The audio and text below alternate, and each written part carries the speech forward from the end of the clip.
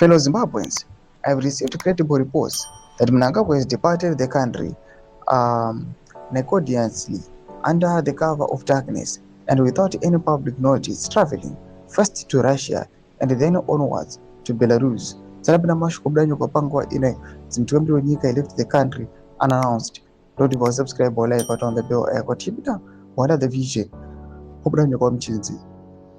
What is most disturbing is that there was no usual airport send-off ritual, no cabinet ministers, no service chiefs, no diplomatic corps, and none of the traditional ceremonial pomp that is always accompanied a presidential departure.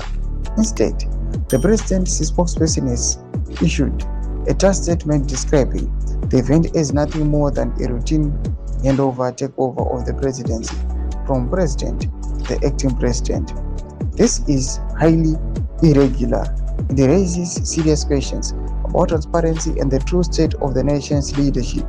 The head of state does not slip out of the country in secret and then have his spokesperson call it a simple administrative handover.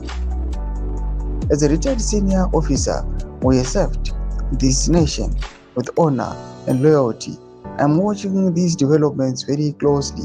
The people of Zimbabwe deserve the truth. National stability and constitutional order must never be treated as matters of convenience or hidden maneuvers. I call upon the acting president and all relevant institutions to immediately clarify the president's whereabouts, the purpose of this unannounced trip, and the exact nature of this so-called handover takeover. Ndoma developments anobuda chitoko panapa na Lieutenant General Winston Mabranga. Inakomeza kisha medu zofungura imo tudipa msoro bichitu kutichi. Subscribe or like, catch it on the bell icon.